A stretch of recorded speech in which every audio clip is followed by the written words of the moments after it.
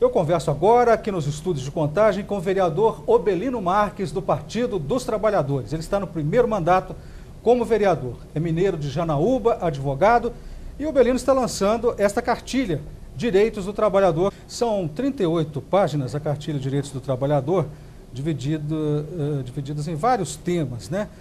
Um deles aqui que eu achei esse tema interessante, que é a participação nos lucros ou resultados. Vamos falar sobre isso.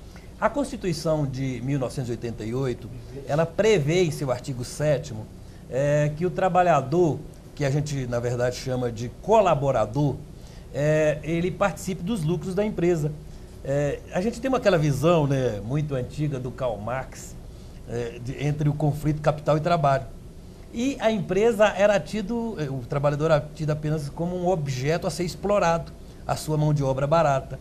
Quando você incentiva o trabalhador a ele participar dos lucros da empresa, ele toma a empresa também como sua e passa a ser produtivo, passa a diminuir o custo de fabricação dos produtos. E a empresa, nesse sentido, você também torna-se mais rápida a produção e a empresa lucra, e tendo lucro, ele também vai participar quase sempre no final do ano do resultado da empresa. Gostaria que o senhor falasse agora, vereador Obelino, sobre a questão da informalidade do trabalhador brasileiro. Aquela crítica, né? Um trabalhador custa para empresas. Falam que se o salário, por exemplo, for R$1.000, na realidade a empresa caberia mais R$1.000 de tributos. Eu gostaria que o senhor analisasse isso. O que acontece? Quando você contrata um trabalhador e você paga os tributos, se ele sofrer alguma lesão, os órgãos responsáveis por isso é que vão cuidar da recuperação desse trabalhador. Suponhamos, e eu tive um fato recente, que um trabalhador com 20 dias, ele dirigindo um veículo, ele sofreu um acidente, ficou tetraplégico, né? E não deu tempo. E a empresa estava regular, ela contratou, assinou a carteira, recolheu os tributos. Quem vai pagar os valores para esse trabalhador durante toda a sua vida, porque ele ficou inválido para o trabalho, vai ser o INSS. Então esses órgãos têm que exigir das empresas, né, que elas contribuam. E também nós temos não só essa questão do tratamento, mas também nós temos a questão da aposentadoria, né?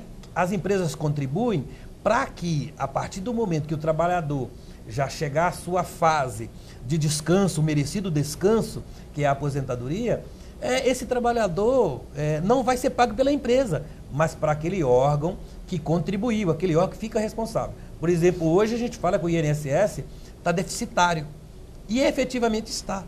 Por quê? Os trabalhadores rurais que não contribuem também têm como fonte de pagamento o INSS. Qual é o problema do custo de manutenção para a contratação dos trabalhadores?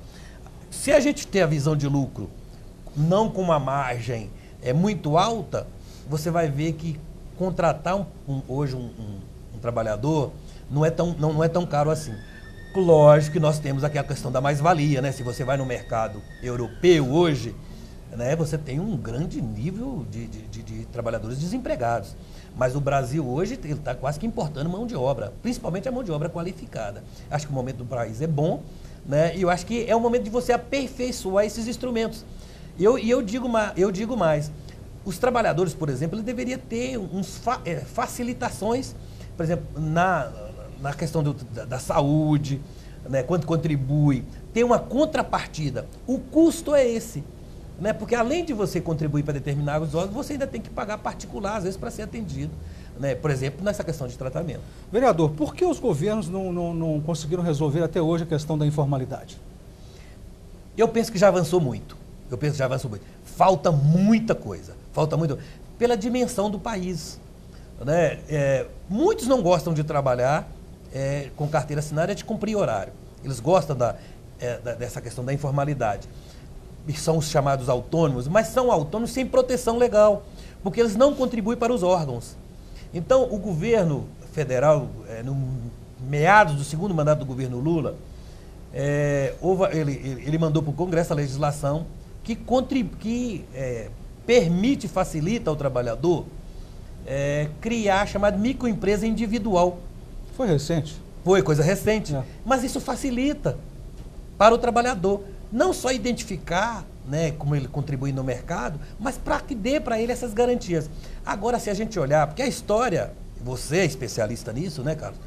Sabe que a história se escreve não é com essa velocidade, né? E os instrumentos de fiscalização na área do direito do trabalho no país são coisas recentes.